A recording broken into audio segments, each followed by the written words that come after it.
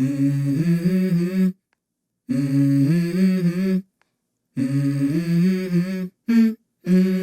go. Sunderland rolled into Ewood Park sporting their bin men high-vis vest strips today and looking for their third straight win. But tonight we were visiting a solid opponent in Blackburn Rovers. They share similar stats to Sunderland in many areas, and John Dahl Thomason has them playing a fast, aggressive brand of football. It looked a tough task tonight, but look hard enough and there are some stats lurking out there in our favour. No team has conceded more shots on goal in the entire division than Blackburn, and their XG against is almost double ours. As the bookies favoured Blackburn, I ventured this reply to a stats account eulogising Rovers' strengths. I could look foolish suggesting Blackburn were average in front of goal and poor defending their own. There was to be no return of the Dak. No, not this time. He was injured.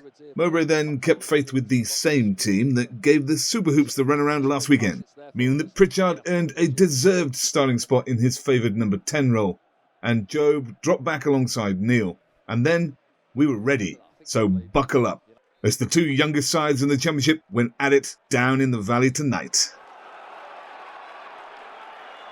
And as we kicked off, what happened was a blitzkrieg. Blackburn threw everything at us, full speed. They buried us for pace on the wings. Cross comes in from Hedges. Shot as well. Oh, that was so close. They carved us open with quick passing inside and laced balls down the channels. Goes inside. Good challenge from Luke O'Nien. Shot comes in. Yeah, we've got to wake up here. We haven't quite got going, have we? See that ball? With repeated ease. Here come Blackburn. Hedges. Shot in. It was staggering, and we fell from one desperate defensive situation into another.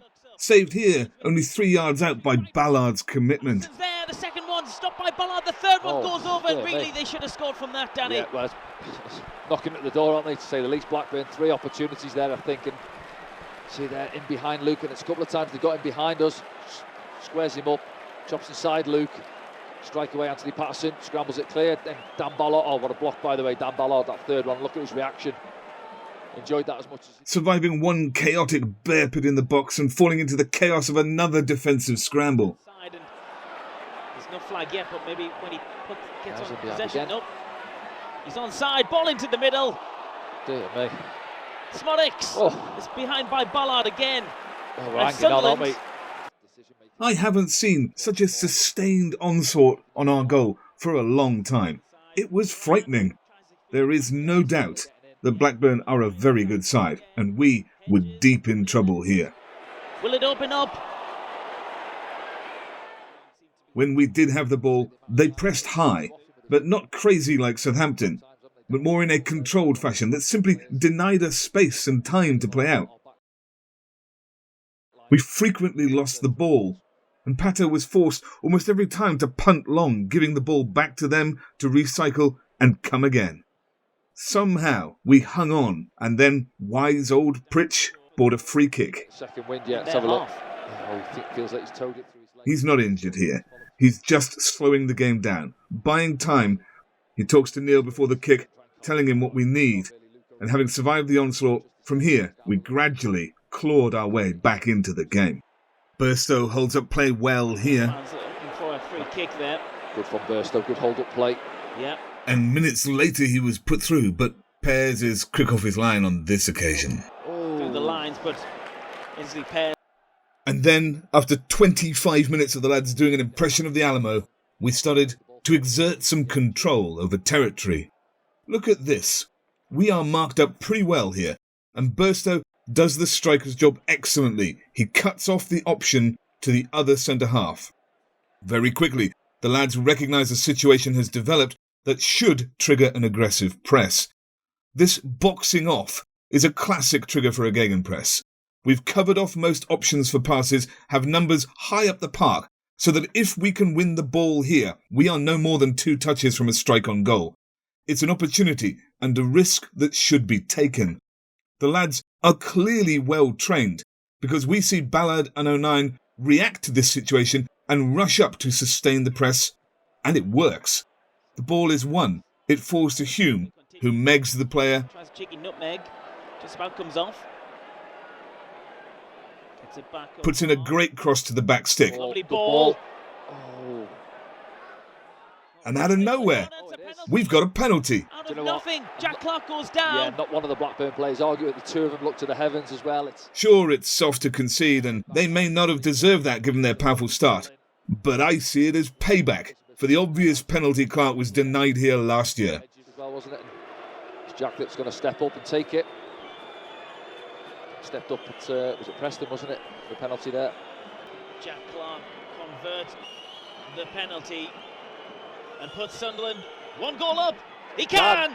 Straight down the middle. Straight down the middle, yeah. Keeper goes to his right, doesn't he? Jack steps up and puts it straight past a diving Pears, who very politely dived out of the way to let it in. Is a penalty converted by It's all in the eyes. Look how Jack looks to the left-hand corner twice here, then puts it straight down the middle. He blows those Sunderland fans a kiss, as he did at the weekend. Blackburn reacted furiously and more desperate defending was needed, this time by Job off the line. Patterson comes, doesn't get there, it's another scramble. Almost gets it back for Sunderland. Blackburn coming again. But the tide was turning. We were getting counterattacks from their pressure now, where we hadn't been in the first 20. Superb skill by Dan Neil released Clarke, and he was brought down. Dan Neil does brilliantly. Yeah, good from Dan Neil. He's Jack Clarke now. That's a foul. It looks like a foul as the referee pull it back, and it's a yellow card as well for Lewis Travis. Yeah, well, he's arguing, isn't he? He knows what... Then Ballard went through on goal and clashed with the keeper. Fans, it's floated in again. Oh, it's a big collision in the middle there. Dan Ballard has taken one right in the face, and I wouldn't be surprised. Yeah, keeper's got there, hasn't he? I The think game has stopped. He's actually holding his leg there, which is... Let's have a look. Yeah, It looked bad, and he went off. In the meantime, there were intense discussions between Mowbray and key players. I think Anthony Patterson sees it later. A runner across him, he thinks he's going to get something on it. Ballard tries to walk it off. It doesn't look... He's not moving well, is he? No, he's not. Shin, right shin, is it? And I think... At the restart, Blackburn carved through us again, and Leonard levelled the score with Ballard still off the field. No, yeah, he'll get round to that touchline over there, see if he can sort of walk it off, run it off, but here we go again. In the meantime, Smodics, this kind of cross shot which goes all the way across to Hedges, who keeps it in, puts it right into the middle. Comes in again, and to be honest, it's been coming all first half. Yeah, Luke's asking for offside, it's Leonard, isn't it? A couple Harry of opportunities early on, yeah, but... There's a suggestion of offside here, but we can't really see, and frankly, it wasn't a scoreline we could complain about. Far side, no pressure on him, we're 10-15 yards off him. If it's Niall Huggins, got to go and get tight. Initially out by Dan Neil, floated back in, and then... Increasingly, though, we were coming into the game. Job picks it up. Barr broke down the right and was excellent with Job. Barr beats his man again, goes down. Nice spin there from Job. But he takes the wrong option here. Pulls it back. Oh, he's looking for Pritchard. Fire the ball across the 6-yard line like he did against Southampton. 6-yard box, isn't it? Look how many people are in that 6-yard box. Then from a corner and some 18-yard pinball, it dropped to Dan Neil, who moved to the left-hand side of the box and unleashed a ripper. Oh, yes! What a strike! Anything Ekwar can do, his midfield partner can do too. Having those two sitting in the midfield this season is going to be quite something. Yeah, as it comes back now, we left 1 or 2 in there. Dan just takes a yard, bang, great strike, isn't it? It's all Blackburn players. It's all Blackburn players in the line of sight. Just have a look at it now. Jack's still in there. You can't see it out of the picture though. Talking around the goalkeeper. See, we've got a few in there, but to be fair, nobody's complaining from the Blackburn point of view. This will be a good Let's have a look, yeah. Just picks it up, No one's blocking his view there from that one. You see maybe 1 or 2 of his own players in his way, but it's a great strike from Dan. And a breathless first half came to an end with us leading 2-1. The second half got underway, and look at Dan Neil in the tunnel here. After his conversation with Ekwar the other week, here he is again, impressing what he needs on Niall Huggins, and then geeing everyone up on the way out. Is he a future captain? If he stays. The second half started with more Blackburn pressure. Britton. And Smodics. He puts a good ball into the middle. Smodics is put through easy here, and if we look again, the problem is our double pivot. Neil has to respond to Job's decisions in front of him as the advance pivot, and while Job does cut out the ball to the centre, he needs to press more from that angle. He's a bit uncommitted to the option of either cutting off or pressing the play, and Neil therefore can't commit to his decision cutting off the centre or the channel. So Smodics is put through. And Neil afterwards explains what he wants from Job. It just needed a touch. Yeah, I think somebody's got to get hold of Smodics in there, I think. But Pato was called into action moments later with a ripping shot from Travis. Opens up for an opportunity, and it's a good save from Patterson. Blackburn, however, were tiring now, and we continued to increase our control of the game.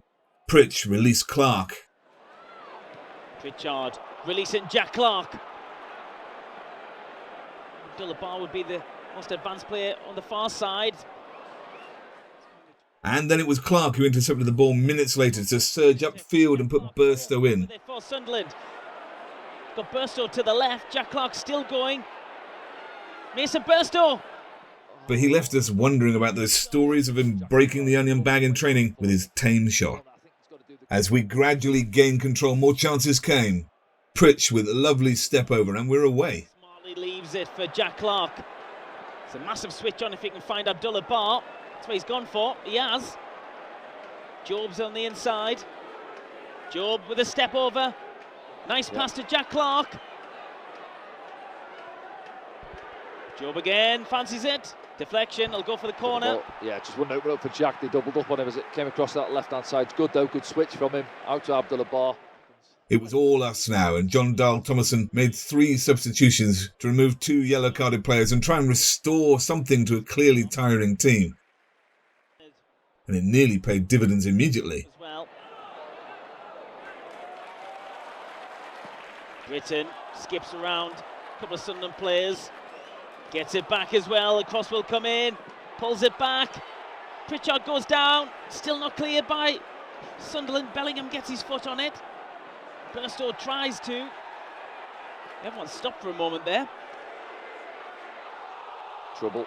Poked over the top after a few shots. And then Tony decided there is no better time to bring on Patrick Roberts than when the opposition are tiring.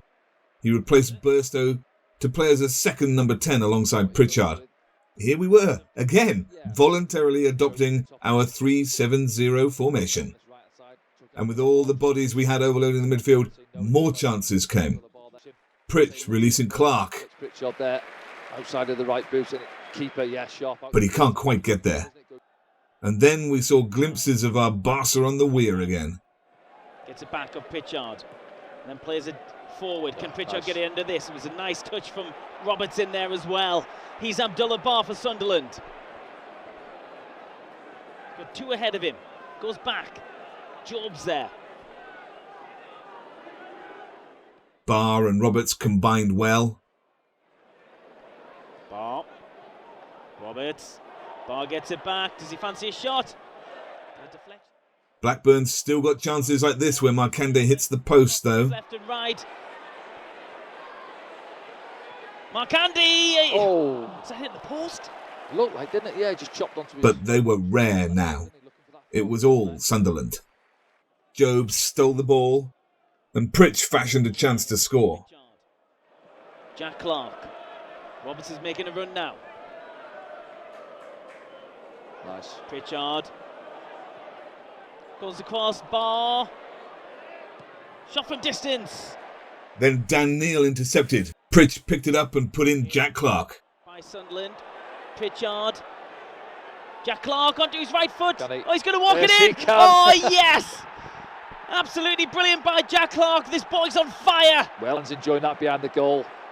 Blackburn court trying to play out from the... Just waits for Jack on the overlay. Let's have a look. Yeah, Dan reads it, doesn't he? Great stretch from Daniel Gibson. Watch Pritch celebrate here long before the ball is in the net.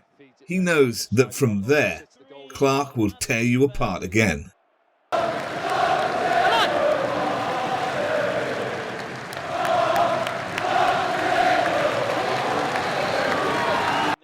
And it was almost 4 as Clarke offered Bar the chance to repeat his stunning volley at Loftus Road. Waits for support. Jack Clarke again. Right across to Abdullah Bar. It's over the top. Yeah, almost 2-2 for Abdullah Bar. Not quite similar. I was going to say similar area, wasn't it, on that left foot? Jack Clarke commanded the field now. As the crowd sang out his name, he looked like he could do whatever he wanted. Blackburn were terrified of him. There are 4 defenders here, and none of them dare touch him. Across. As Aouchiche came on in the dying minutes for Pritch, we saw Alex's delight in knowing we had come through a tough game, and he had once again been instrumental to the win. He keeps his place against Cardiff, obviously. Well, yeah, what a shift he's put in again. Enjoyed his night's work. Still enjoying his football, winning games of football, you can't beat it. Nothing illustrated Clarke's dominance more than the final moments of the game, when Rankin Costello scythed him down with what is clearly a red card tackle. He cannot possibly win the ball here. Let's have a look at it back now. It's 2-footed scissor tackle from behind. That's a red card. This tackle is simply an admission from Rankin Costello that Clarke is way better than him, and he simply can't compete. But there was almost time for another, as a visibly enthused Aouchiche won the ball and charged into the box to provide for Job. It didn't go anywhere, and that was all she wrote.